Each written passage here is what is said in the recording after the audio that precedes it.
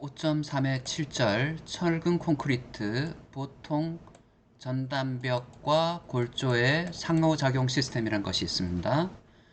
전단벽 골조, 시어월과 프레임의 상호작용 시스템인데요. 상호작용이란 것은 서로 간에 주고받는다는 얘기잖아요. 그래서 뭐에 따라서 주고받냐면요. 강성의 크기에 따라 가지고 큰 놈과 작은 놈이 많이 분담하고 강성이 작은 놈이 적게 분담하는 시스템입니다. 그래서 강성에 따라서 분담해야 되는데요. 설계 기준에 보면요.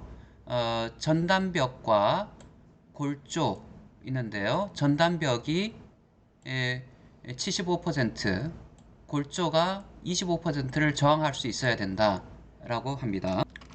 즉 모멘트 골조가 부담하는 것이 25% 이상일 경우에는 에, 에, 전단벽 골조 상호작용으로 볼 수 있습니다.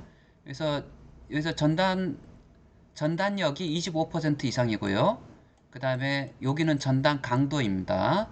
전단벽의 전단 강도가 설계층 전단력의 75% 이상이어야 된다라고 해서 지금 전단벽 골조 상호작용 시스템을 확인하는 구조 해석 프로그램을 사용해서 확인하는 방법에서 정밀 모델링 하고 난 다음에 전단력이 모멘트 골조가 부담하는 전단력이 전체 층 전단력의 25% 이상일 경우는 전단벽 골조 상호작용 시스템이다 라고 하고요. 다음과 같이 골조만 있을 경우는 다음과 같이 이런 식으로 되어 있고요. 그 다음에 전단벽만 있을 경우는 다음과 같고 두 개를 합쳤을 경우는 전단벽과 골조가 서로 간의 강성에 따라서 상호작용에 의해서 층 전단력을 각각 분담하게 된다. 이 경우 골조가 25% 이상을 분담하여야 한다라는 것을 알 수가 있습니다. 앞서 설명한 건물 골조 시스템은 골조가 25% 미만이라고 했죠. 그리고 이 경우에 있어서는 연성 골조와 보통 골조를 다 쓸 수 있다고 했고요. 그 다음에 이중 골조인 경우에 있어가지고 이중 골조인 경우에 있어가지고는 연성 골조를 사용을 했습니다. 그래서 25% 이상의 수평력을 받았고요. 그러면은 이거는 연성 골조와 어떤 차이가 있느냐 보면요. 여기는 연성 골조를 사용하지 않고요. 보통 전단벽과 보통 모멘트 골조의 조합입니다. 연성에 대해서 상세한 설계를 하지 않은, 그러니까 우리가 보통 전단벽과 철근 콘크리트 같은 경우에 있어가지고 보통 전단벽과 특수 전단벽이 있었고요. 그 다음에 보통 모멘트 골조와 연성 모멘트 골조가 있었습니다. 그래서 연성의 능력을 고려하지 않은 일반 전단벽과 일반 모멘트 골조를 사용한 것이 전단벽 골조 상호작용 시스템입니다. 전단벽은 어느 정도까지 횡력에 저항할 수 있지만은 혼자서 저항하기 힘들다라고 했을 때는 일정 수준 이상의 횡력 저항 능력을 추가하기 위해서 보통 모멘트 골조를 추가한 형식이 철근 콘크리트 보통 전단벽 골조 상호작용 시스템입니다. 이 시스템을 알아둬야지 설계 개수 6.2-1에서 제시하는 설계 개수, 반응 수정 개수, 초과 강도 개수, 그 다음에 변이 증폭 개수를 사용할 수가 있습니다. 시스템의 분류를 보면요. 우리가 콘크리트 구조 고려 사항에 보면은 시스템의 분류가 따로 되어 있는데요. 그래서 콘크리트 구조인 경우에 모멘트 골조가 있고요. 내력벽, 무량판 슬래브, 그 다음 모멘트 골조와 전단벽, 가세 골조로 된 혼합 구조가 있고요. 일반 규정만을 만족하는 철근 콘크리트 구조 시스템이 있습니다. 그래서 모멘트 골조를 보면요. 일반적으로 모멘트 골조는 세 가지 타입으로 나눌 수가 있고 저연성도, 중연성도, 고연성도. 중연성도는 중간 모멘트 골조고요. 고연성도란 것은 특수 모멘트 골조입니다. 저연성도라는 것은 보통 모멘트 골조. 지금 현재 사용한 경우는 보통 전단벽, 보통 골조 상호작용 시스템이므로 저연성도인 것을 알 수가 있습니다.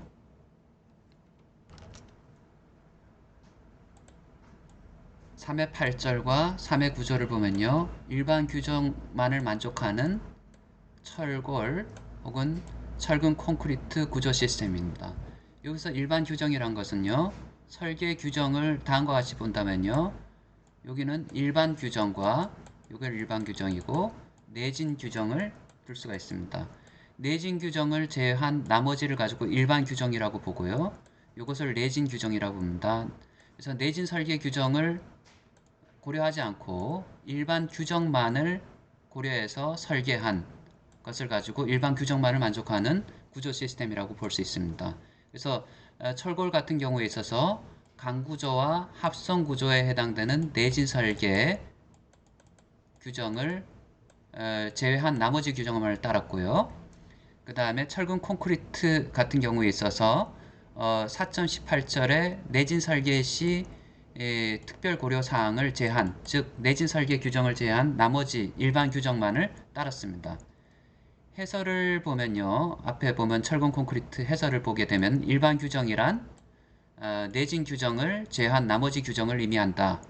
그리고 철근 콘크리트 구조물 같은 경우에 있어서 구조물의 초과 강도, 우리가 반응 수정 개수의 설계 개수가 반응 수정 개수, 초과 강도 개수, 그 다음에 변이 개수가 있는데요.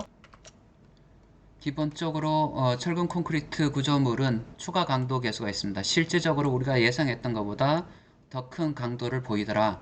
그래서 이것을 고려해서 R equal 3 반응 수정 개수가 최하값이죠. 우리가 역체형 시스템의 2.5를 제외하고는 최하값인데요. 제일 작은 값인데 R equal 3으로 설계했을 때 충분히 탄성 고동을 할 것이다. 반응 수정 개수는 비선형 특성을 탄성 설계에 반영하는 설계 방식에 고려하기 위해서 반응 수정 개수를 도입했다라고 얘기를 했습니다. 그래서 R equal 3으로 설계했을 때는 높이 제한 30m 내진 설계 범주 D에 해당되는 것을 제외한 모든 시스템에 적용할 수가 있다 라고 하고요.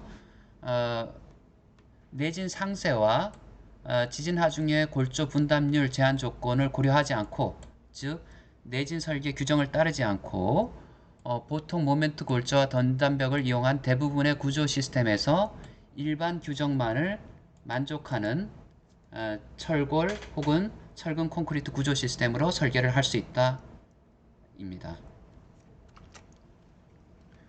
5.3의 10절 지진력 저항 시스템의 마지막으로 지하 외벽으로 둘러싸인 지하 구조 시스템입니다. KDS 4일에 14장에 보면 지하 구조물의 내진 설계가 되어 있고요. 최근에 들어왔습니다. 지하 구조물의 내진 설계.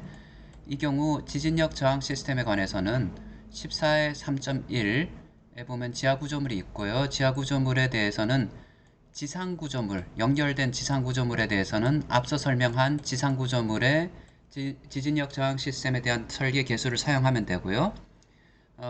연결된 지하구조물에 대해서는 일반적으로 외벽으로 연결되어 있고 지하는 지진에 대해서 상대적으로 안전하기 때문에 그 반응 수정 개수를 가장 작은 값, 역추를 제외한 가장 작은 값, 시스템 초과 개수, 변이 증폭 개수도 가장 작은 값을 사용한다. 다만 지하 구조물의 연성 상세가 필요한데요. 연성 상세란 것은 지상 구조로부터 지하 구조물로 연결되는 부위, 즉 지진 하중이 전달되는 부위에 대해서는 연성 상세를 해야 되고요. 이 연성 상세에 해당되는 연결 부위는 지상 구조와 동일한 연성 등급을 사용하여야 된다. 왜냐하면 지하 구조가 연성 등급이 낮기 때문에 높은 등급을 적용하여야 한다입니다. 하지만 부재의 강도가 초과 강도 개수를 고려한 특별 지진 하중보다 클 필요는 없다 입니다. 너무 엄격하게 연성 상세를 크게 적용할 필요는 없다입니다.